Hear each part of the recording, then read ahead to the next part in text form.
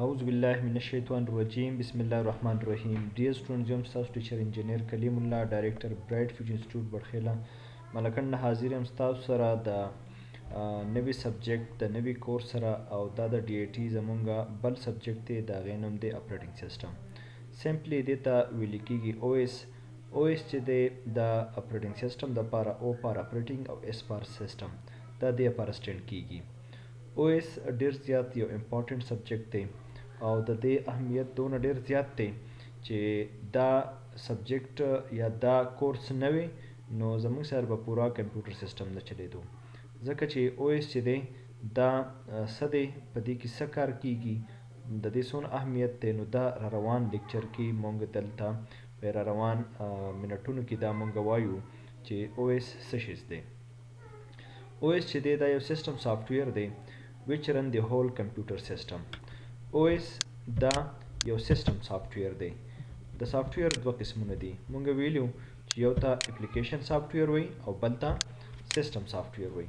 نو په دې اولنی لاین کې چې کوم ما هایلایټ کړی دی نو مونږ د دې لاین باندې رڼا اچو او د دې ایکسپلینیشن کوو، ځکه چې دا زه تاسو ته نوټس د هغې ایکسپلینیشن کوم نو په کار دا دی چې دې سره تاسو باقاعده بک ګورئ. چې بک کله ګورئ نو انشاءالله چې د هغې نه هم تاسو ته تبصره میلاویږي او دلته چې تاسو سره دا ویډیو لیکچر ګورئ نو دې سره به تاسو ډېر زیاته فایده کیږي. او ایس دا یو سیسټم سافټویر دی کوم چې پورا کمپیوټر سیسټم چلی.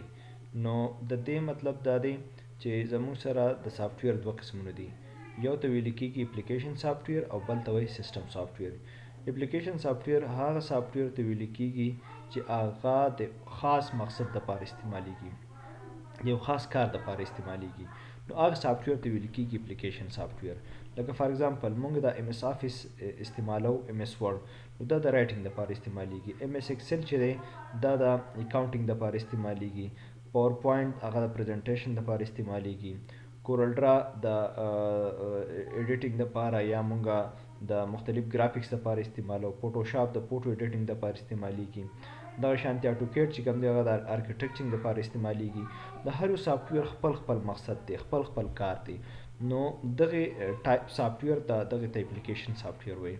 د دې په مقابله کې سیسټم سافټویر هغه سافټویر وي چې هغه پوره کمپیوټر سیسټم چلی، نو ځکه اپریټنګ سیسټم چې دی دا یو سیسټم سافټویر دی، دا اپلیکیشن سافټویر نه دی. نو د دې په وجه باندې پوره کمپیوټر سیسټم چلیږي. مطلب دا چې زموږ سره اپلیکیشن دا سیسټم سافټویر نه نو سیسټم نشي چلیدی، که اپلیکیشن سافټویر نه سیسټم چلیدی شي، او که سیسټم سافټویر نه نو سیسټم نشي چلیدی.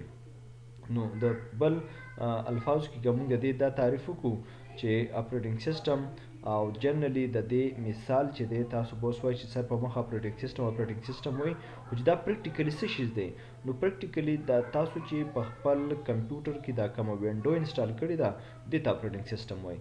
ستاسو په موبایل کې چې دا کم سافټویر دا مین سافټویر انسټال دی دې ته اپریټنګ سیسټم وایي. نو دا زمونږ په ډیلی لایف کې مونږ د دې نه پاس کیږو او دا مونږ اینو دا مونږ استعمالو، خو چونکې مونږ داسې ټیکنیکلی هغه لفظ یې نه اورېدلي ځکه مونږ ته په سمجھ کې نه راځي. نو دا زمونږ سره دا مونږ چې کم وینډو استعمالو، دا مونږ چې کم موبایل کې اپلیکیشن دا کم سافټویر استعمالو، دا ټول په اپریټنګ سیسټم په زمره کې راځي او دا د اپریټنګ سیسټم مختلف اقسام دي. دا زمونږ لیکچر نمبر ویډیو نمبر 1 وه، کوم چې ما صرف په یو لاین باندې د هغې ډیفینیشن وکړو چې اپریټنګ سیسټم څه شیز دی، کم سافټویر دی او څه کار یې دی. په نیکسټ ویډیوز کې انشاءالله موږ د دې تفصیل مزید بیانو. امید لرم چې تاسو په دې نه زده کړه کړې. اوس ورکې اجازه خپل ټیچر انجینر کلیم الله ته په لوی الله سبحانه وتعالی په امان.